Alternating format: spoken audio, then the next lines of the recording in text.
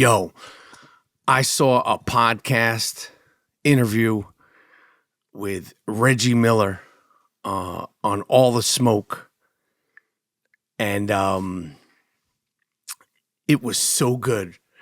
As we head into the almost heading into the second round of the NBA playoffs,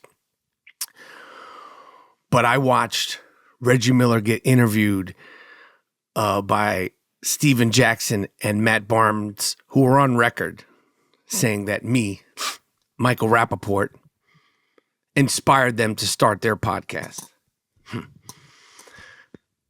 But Reggie Miller, who played with Steven Jackson, with the Ron Artest, Jermaine O'Neal, Malice at the Palace team, they talked about that. And Reggie Miller, who, he's had an incredible career. Reggie Miller, Hall of incredible career at UCLA. I remember watching him at UCLA, be like, who is this funny-looking, freckle-faced, frail dude? But he was a badass at UCLA. He was a stone-cold killer. And then everybody's, he's too skinny to play in the NBA. Will he make it in the NBA? Ba, ba, ba, ba, ba. And sure enough, he got drafted by the Indiana Pacers, and he superseded all expectations. Probably not of his own, because he had confidence, he had grit, and he told great stories about, being at UCLA and playing in these legendary pickup games at Pauley Pavilion. I was at one of these legendary pickup games, but he talked about playing, with Magic and Byron Scott and Michael Cooper and Kiki Vandeweghe and Isaiah Thomas. And I saw a few of these games. I'll tell you a story. And for some reason, no one ever told the story, but this happened. I was there.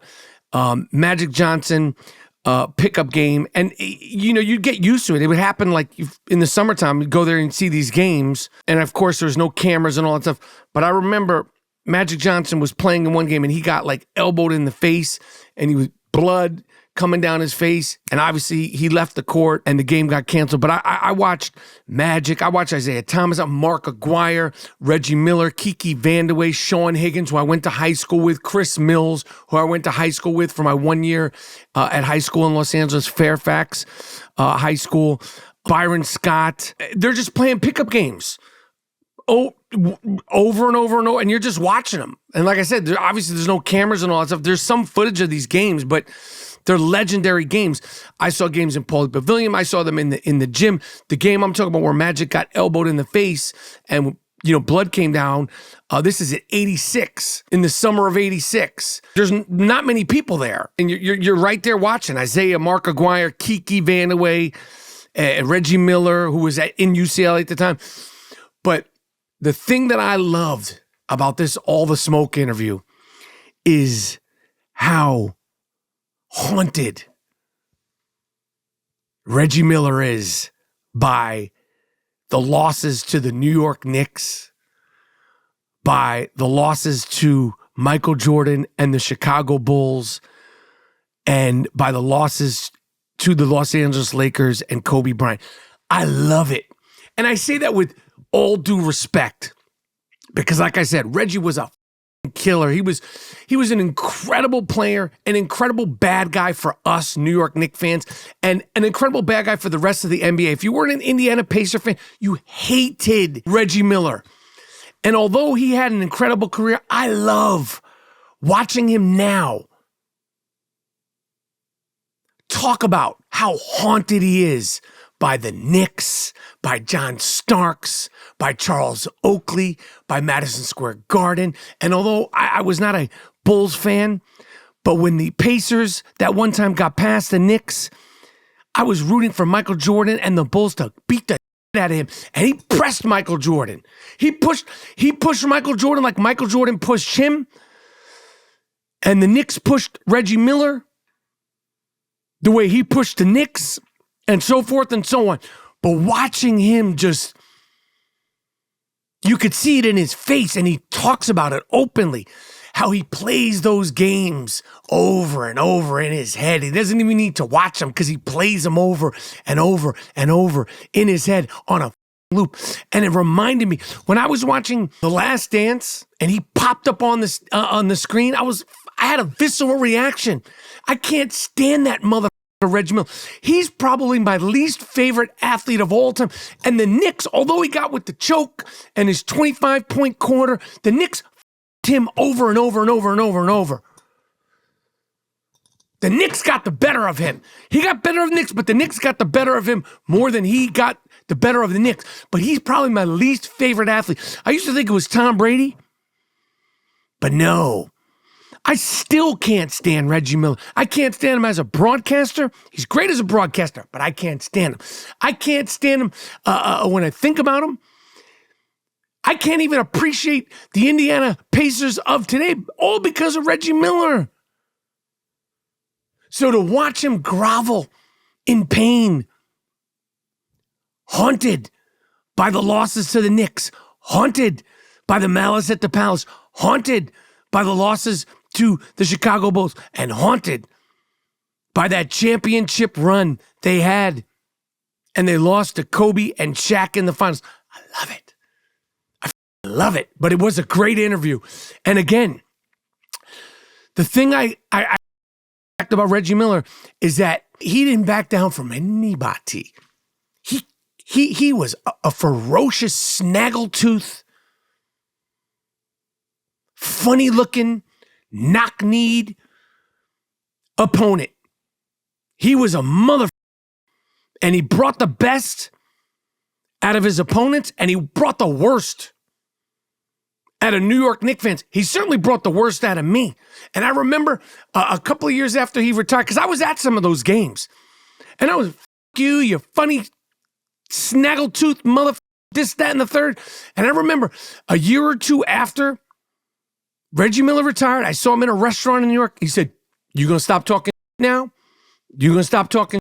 I was like, "Game 5, stop talking, respect." But that was then, this is now. And he knows it, and I know it. He hates New York Knicks. He hates New York Knicks fans. He hates Bulls fans, and everybody else. And we hate you too. You earned that fucking hate, Reggie Miller. And the fact that you're still living with it, ha! I love it, man.